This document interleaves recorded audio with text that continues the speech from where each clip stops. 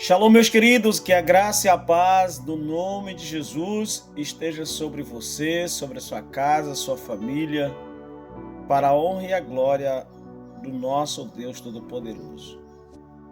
1 Samuel, capítulo 7, verso 1 e 2, diz assim a palavra do Senhor. Então vieram os homens de Quiriate-Jearim e levaram a arca do Senhor e trouxeram à casa de Abinadab, no horteiro, e consagraram a Eleazar, seu filho, para que guardasse a arca do Senhor. E sucedeu que desde aquele dia a arca do Senhor ficou em Quiriate-Jearim, e tantos dias passaram que até chegaram 20 anos, e lamentava toda a casa de Israel pelo Senhor.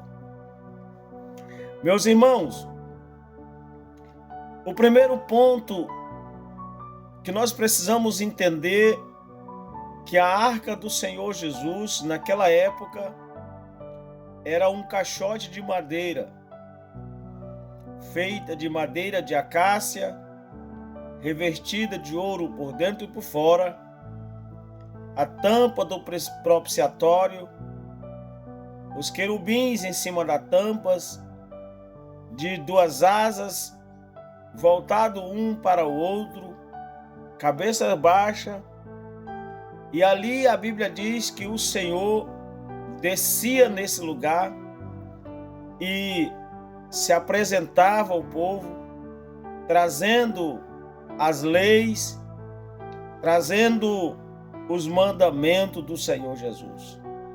Isso está escrito no livro de Levítico e também está escrito no livro do Êxodo, no capítulo 25, do verso 10 ao verso 22. Então, a arca do Senhor é um símbolo naquela época. Hoje, a arca do Senhor é nós, somos nós, eu e você, que o Espírito Santo habite em nós. E a primeira coisa que é necessário ter para que o Espírito Santo possa habitar é santidade. Aqui, a palavra de Deus está nos ensinando, dizendo que a primeira coisa que fizeram foi trouxeram a arca do Senhor, a casa de Abinadab, mas essa casa precisava de um sacerdote. O sacerdote fala de santidade.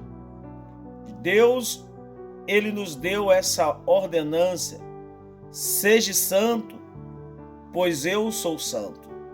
Então, a arca do Senhor, a presença de Deus, o Espírito Santo, hoje, não pode operar em um lugar imundo, não pode operar em um lugar devasso, não pode operar em um lugar aonde é adorado dois deuses.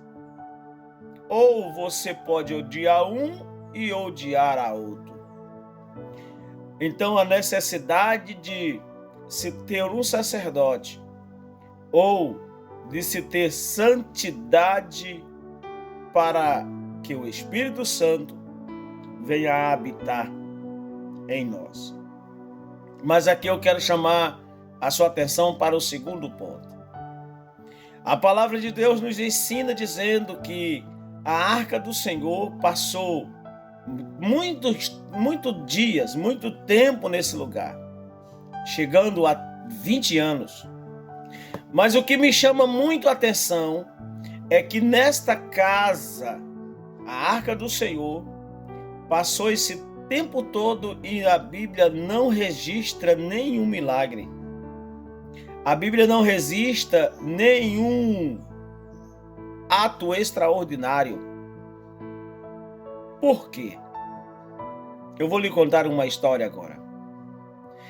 Eu, pastor Francisco, no ano de 2000, o meu primeiro emprego na cidade de Manaus foi de gari, na Tompex, uma empresa muito conceituada, na qual eu tenho um apreço muito grande, pois ali aprendi muitas coisas, inclusive até hoje levo comigo o caráter do homem por nome de Joaquim, que partiu para o Senhor, um outro homem que me ensinou muito e ainda hoje acredito que está vivo, o seu Jomar. Aprendi muito também com um homem por nome de Vicente, nesta conceituada empresa, um homem que para muitos era carrasco, mas para mim foi um grande líder e me passou muito aprendizado. Me ensinou a confiar, me ensinou a acreditar, me ensinou a dar valor, me ensinou a ter cuidado, me ensinou a ser zeloso. Então, eu, no ano de 2000, comecei a trabalhar nessa conceituada empresa de gari. Nos primeiros meses da minha vida nessa empresa, eu passei fome, pois o mau cheiro do lixo me deixou de uma situação que eu não conseguia comer. Quando eu ia comer, eu pegava na comida e as minhas mãos se aproximavam das minhas narinas, eu enjoava a comida, pois aquele mau cheiro estava entranhado. Às vezes a gente pegava cachorro morto na rua e outras coisas mais. E aquilo ficava entranhado nas minhas mãos e eu não conseguia comer direito, pois o mau cheiro me incomodava. Mas passou-se os anos e eu continuando trabalhando na empresa, me alimentava com leite para desintoxicar. Isso era a empresa nos ensinava a fazer.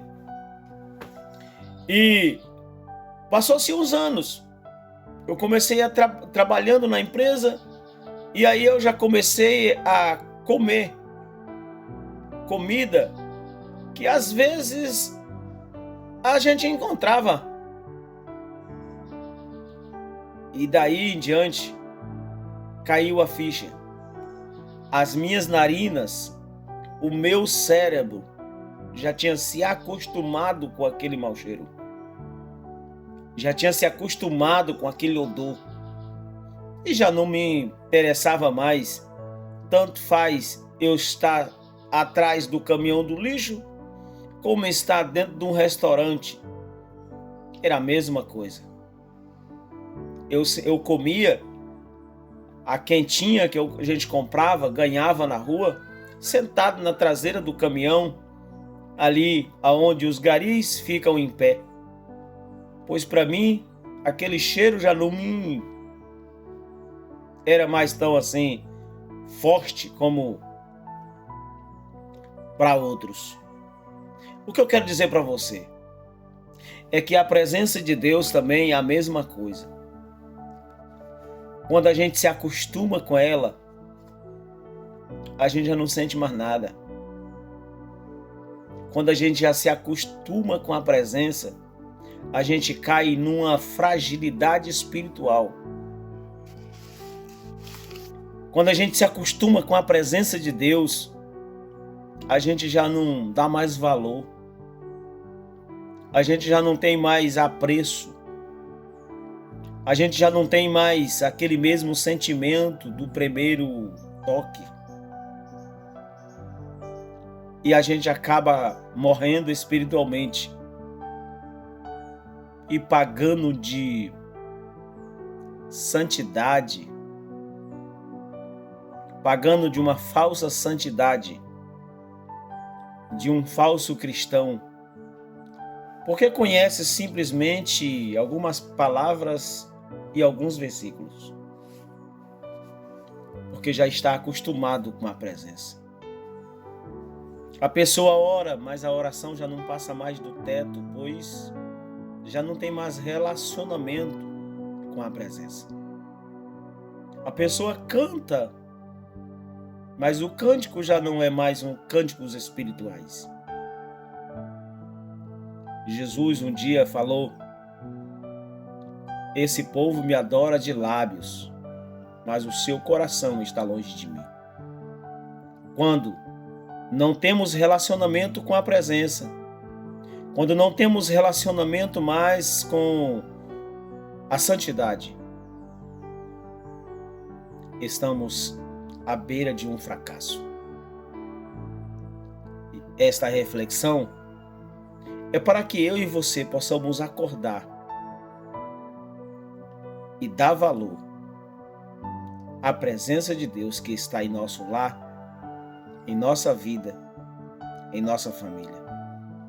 E eu finalizo aqui. O verso 2 diz, parte B: e tantos dias se passaram que até chegaram 20 anos, e lamentava toda a casa de Israel pelo Senhor, porque já tinha perdido a presença dentro de casa. Que Deus continue tendo misericórdia de nós, no nome de Jesus. Deus abençoe o teu dia, a tua casa e a tua família.